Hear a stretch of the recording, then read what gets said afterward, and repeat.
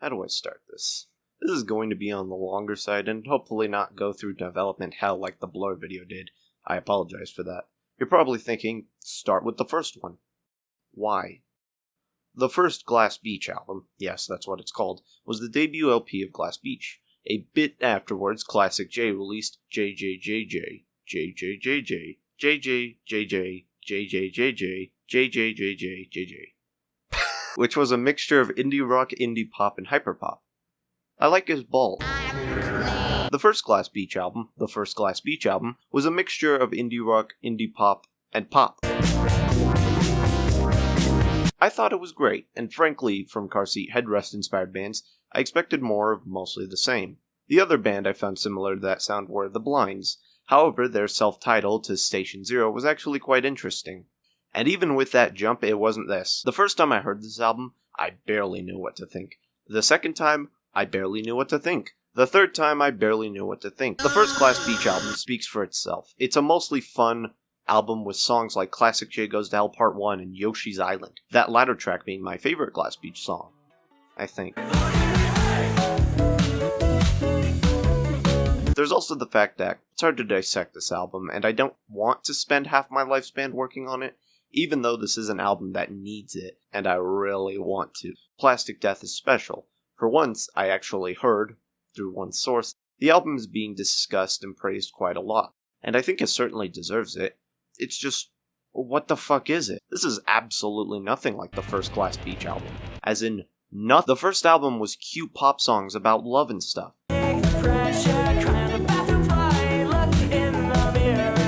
This is so complicated, I had to take notes for this album. Notes! Not that I didn't before. Usually I didn't feel like I needed to pay attention like I was in a lecture. I could barely tell what I like and dislike about it.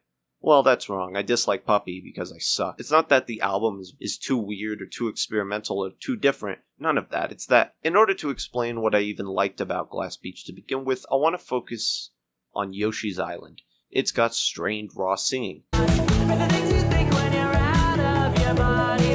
It's got the narrator pouring themselves out. Almost too much. I am everything you think about her. Behind her back, the whole truth does. It's got parts galore. It's got a xylophone, or a glockenspiel. And it's mixed raw and down to earth. It's not that one part saves the song, it's that each part comes together to create a song about being isolated with someone and unable to process complicated and intense emotions. It comes together for such a unique experience. It's called Yoshi's Island for no real reason other than it can be.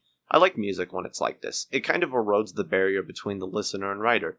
Instead of being a high-upon artsy show, it's more down to earth. I also just like the song a lot because it's about stress in a relationship. And as someone who is bad at that, yeah, I like it. None of that applies to Plastic Death. I mean that in the opposite of the simplicity of the first Glass Beach album. That name is never going to get old, is it? Because Plastic Death is complicated, confusing, and oblique. It's an album that I can barely tell what it is about. The original album had an anthropomorphic cat-dog creature staring out into a beautiful, colorful, dark sunset on a beach by the vibrant dark blue ocean. Naked, untethered, lawless, anarchist. Plastic Death is below the waters, with a luminescent creature flowing towards the observer, with a sea spider strolling the valley. The songs are more serious, the titles are short and blunt. Here's some themes. Part 1. Fish. Coelacanth is a type of bony fish once thought to be extinct from fossil records up until the 1930s. It begins with a stuttered and aimless monologue about the nature of temporary art, and how, despite it being gone and only meant for a moment, is still saved. Like Banksy or like artists who have Unas Honest has the thing where they made videos for a year and deleted the YouTube channel. Destroyed once it's like done. First off, it's not really destroyed because someone's ripped all those like YouTube videos off. Banksy and Honest, two equally important artists. Given the fish, this is a song about the forgotten and how it will always end up discovered. And it's this sort of slow and symphonic track with lines about ghosts and animals, and I have no fucking idea. It certainly does begin the goddamn album. Besides the vast guitar playing, beautiful singing, piano, and ending guitar plonking, you get an amazing opener.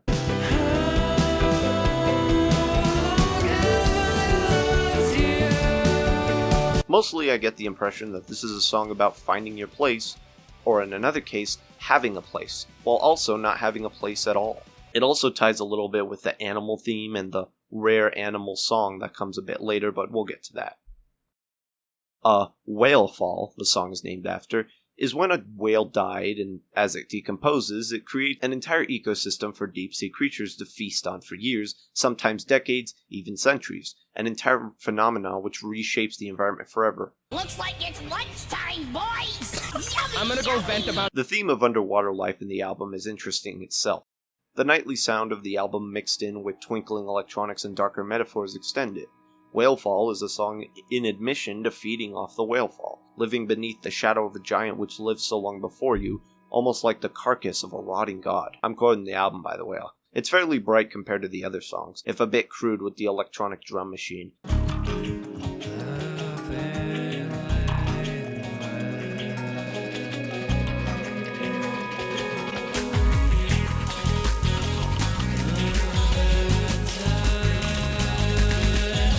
And like with the title, it feels artificial. Besides looking like a sea dragon, the creature on the cover appears like the microscopic creatures which have evolved in the plastic islands in the ocean. Again, life thriving in an environment that seems void to it, along with the perspective of death not being the end for the temporary art, putting life and people in that vision, with the song thriving in the meaning with its more angelic and bright sound, which reminds me of the Joy Formidable.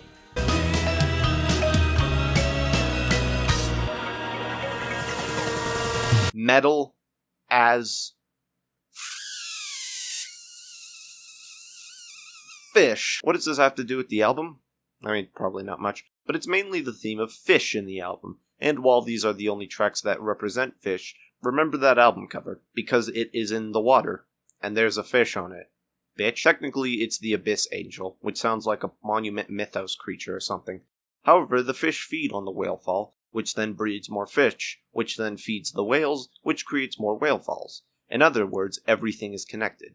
It also plays into the theme of the album of having life in the shadow of the trillions which died before you, the existential horror of being alive at any moment, knowing that trillions are dying at every second, and even then those deaths breed new life.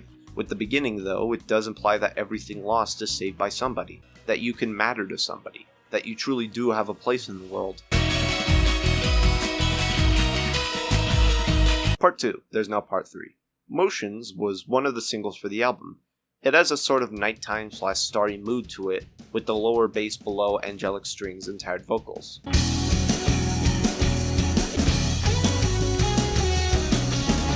I think this song is about going through the motions.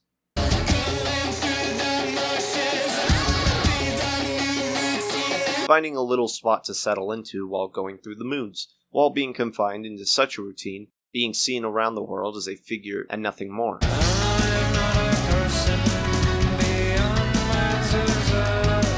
Its mixture of indie rock and power pop gives it a vibe similar to White Lies, I feel. That mixture of upbeat pop, dreary hard rock, and serious writing, especially with the breakdown which adds an entire brass section as it crumbles down before returning to the smoother grooves.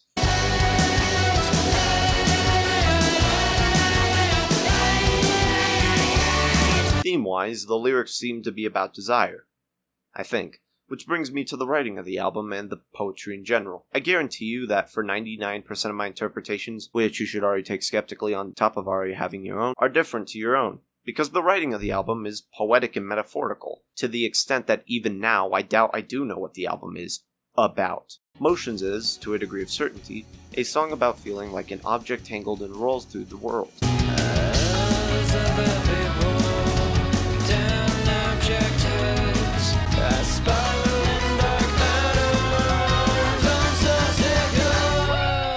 Unable to move out of it.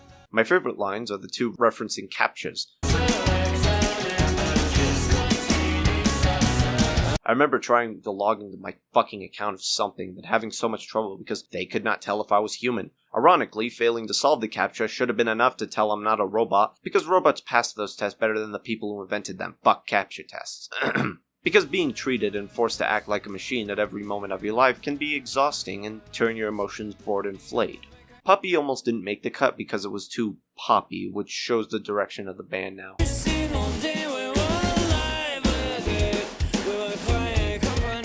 It does sound like a deep cut of the previous album, which is good because it's kind of annoying.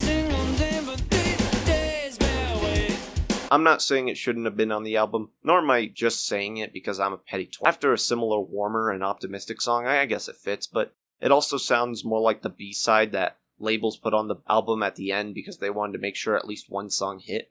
It's a song about searching and looking for purpose, while finding it in another person, but being alone and aimless and being unable to find any kind of unique or attainable place.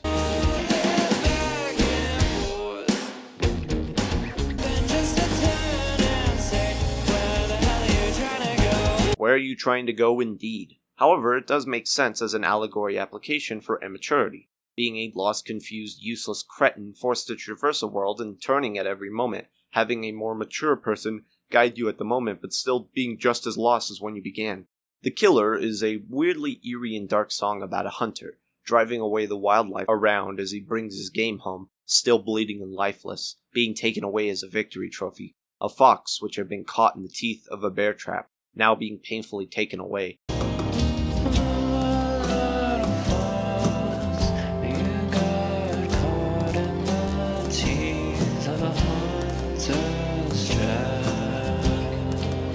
The way it describes the hunter, the jaws through the hands, how it's described in such a strange and poetic way.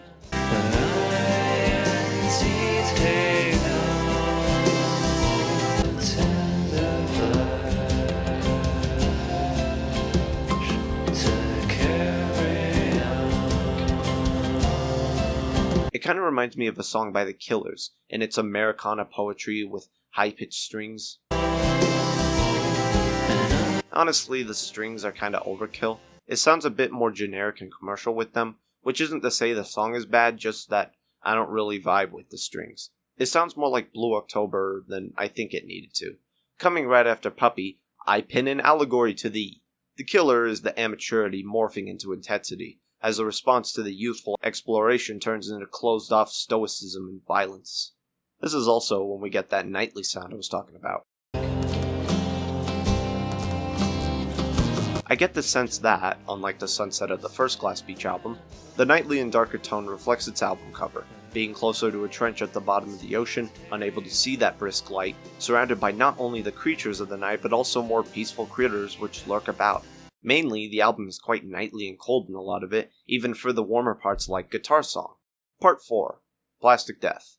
Plastic and artificiality is brought up quite a few times, especially when it comes to relationships. I can't really tell you if this album is meant to be about a romantic relationship, or the schism relationship and divide of the narrators. While I am aware this could be more personal, I do think some songs at least allude to another person.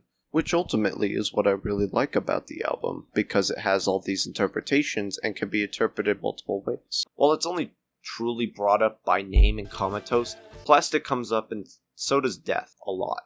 The album has a lot of natural speaking, ad-libbing, and stuttering, themes of artificial living and putting up with illusions and falsehoods, while also talking a lot about death in songs like Whale Falls and The Killer. Rare Animal. The guitars are more melodic here, with a synth behind the main gutters, while being mostly about, from my interpretation, nostalgia and retrospecting over a person who you'll probably never see again. How time itself, whether you look forward or back, this mushy nothing of expectations and reflections. Good harmonies here too, which help the song press down its emotions. It honestly sounds phenomenal, especially in the melody of the choruses.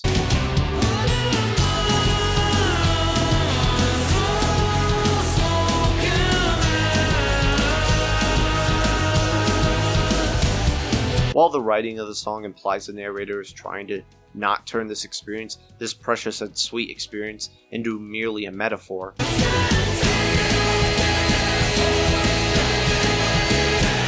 Rare Animal, as with the fish, is ultimately an analogy for this person being a specimen, one in a few rare kind traversing the world, along with the person themselves being the rare animal, along with the don't get lost in the metaphor as they try to reel themselves back into reality, away from the mythology. You see what I did there?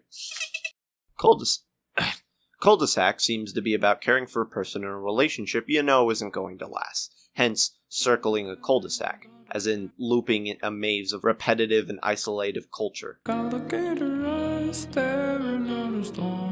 The narrator wants to be an artificial symbol of meaning and purpose within a rotting corpse of God. God damn, the poetry in this album is excellent. paired with a muted arpeggio, which sounds like a casino machine. There's the usual hard rock riff throughout the same falsettos. Cul-de-sacs are maze-like and isolative, forcing people away from their communities and treating them like livestock, the only exit from the monotony being covered by vicious, hungry poachers.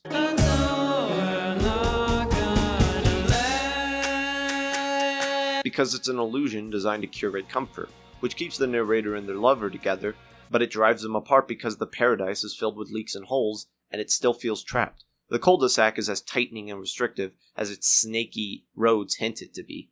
They circle the cul-de-sac and end up at the same place each time, but even then they can't be stuck in its serpent biology forever. 5. The CIA.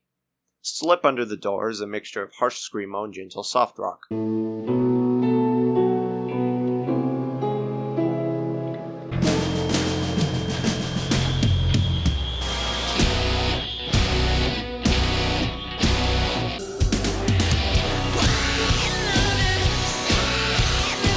Looking at the world through a crack in the door, only through a glimpse from a distance, not experiencing its true reality.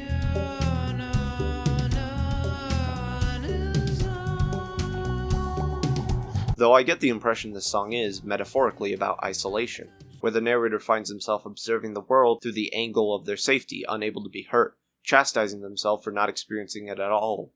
Maybe.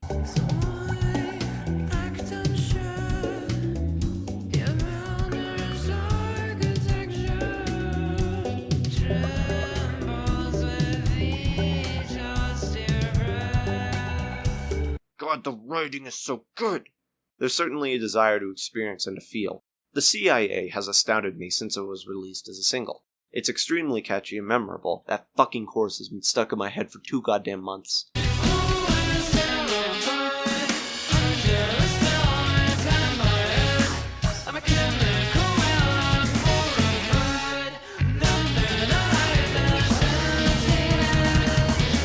This loving relationship through the lens of how tight and oddly paranoid it can be. With how strict it can be living with somebody else and having to always be at your best for their sake. While also feeling watched and controlled by it, which also breaks apart the relationship as it feels more like work.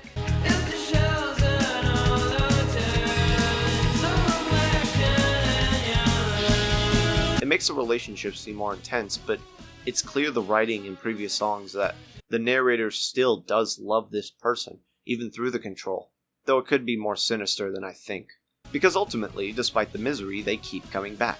The CIA refers to the constant surveillance and control of the relationship being toxic and foreboding, I guess. It has a large noise rock breakdown, which sounds quite Blur-like. Even through all the stress, they keep coming back. I'm not going deeper into that metaphor. Part 6. Part 3. 200 is a ballad. I hate ballads. Guitar Song is a simple pop song with gorgeous falsettos with sharp guitars in this sort of night song. With the vague electronic pads, which sound close to wolf howls, it ends up sounding like a campfire song.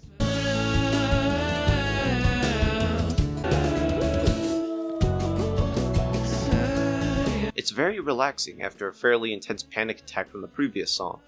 It even has a campfire tune about how everything dies slowly even through repetition. At least that's how I interpret it.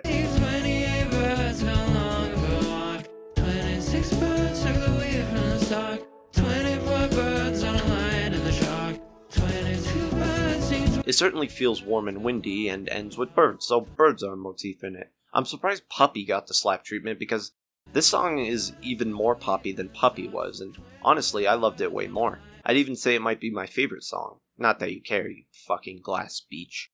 Okay, I think this song is about a song in that it's about itself, and it's about the fictional song that it's recalling, and the process of making a song.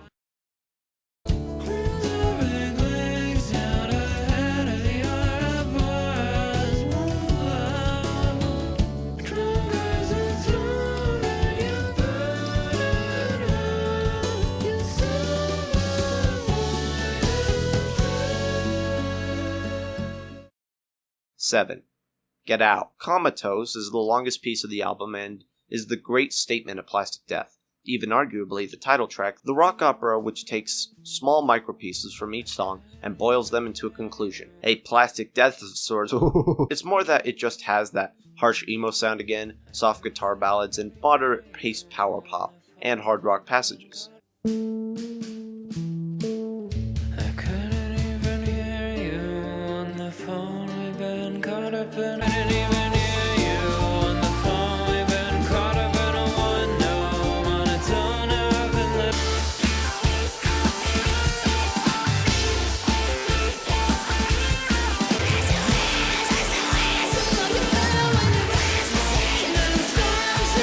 Mostly, Comatose is a song that's spelled wrong. Comatose, I guess. In that, it's just a pause of a comatose instead of being stuck in a chronic state of being unable to wake up while trapped as the brain recovers. It's a large song about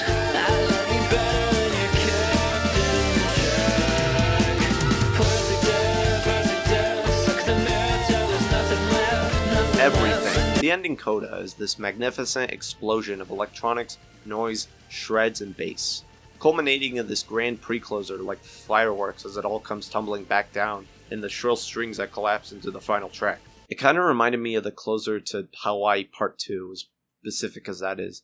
There is the theme of ghosts again, which I believe was mentioned in the song right after. We're not done yet. The life after life. The age past its prime, the end of living into the phantom memory, though the existence is still there. When I get an impression, carefully scanning the letters, I see that the song is, potentially, about the narrator openly accepting they prefer this person in their artificiality, not in a good way, more in the sense that their true soul and existence is long gone and left only melted into their representations and symbols.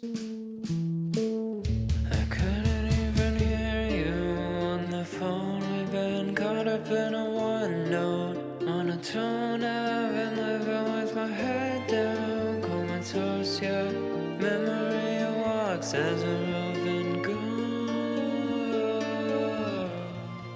The comatose was only a temporary period of being trapped within a relationship that seemed dreamlike and awake, is a ghost-like relationship trapped in an abyss. In accepting the falseness of the relationship, letting it settle into a plastic death. Let's go, I knew I could do it! Abyss Angel, possibly referring to the figure of the album cover, is the ultimate closer to the album, and a sort of repetition about constant suffering, wanting to laugh in the face of hatred towards the person, while not taking any joy or enjoyment into the truth and acceptance of the plastic death, because ultimately the pain still persists seeing this broken figure, or person, or metaphor, it's my interpretation, okay, still limping along feeding the sustenance of broken and refusing to feed on their aid. The Abyss Angel takes the form of a brief glowing light in the darkness of the drowned abyss, alien and estranged, but comforting. Part 8. 5. It's a lot to take in. I don't think I have the time in my current shithole situation to deep dive into such a vast and unique album. It's certainly one of the most interesting releases that could have been placed into our plate. Sure, it took me more words than the Bible, but ultimately I think this analysis should suffice. Because Plastic Death is a complicated album, in that plastic doesn't die. It does decompose extremely slowly, but it is also a poison like nicotine. It corrupts and kills, but also integrates into the environment it enters. It becomes a home for a new life. It becomes a burden on our world, which we cannot clean. It also is our most defining achievement, which will outlast us. The Plastic Death is extremely nebulous in definition. There's also the fact that the album is extremely well written and composed. I do stand by this being experimental rock. There aren't many dreamy rock albums I tend to love, as I'm more of a noise and earblade type of chap, but I really love this album's strange, dreamy, and nightly soundscapes. I'm sure there's a case to be made that it's too vague or that Puppy is on it, and sure, this isn't an accessible album compared to their debut. However, I thought it was cool, which is all that matters.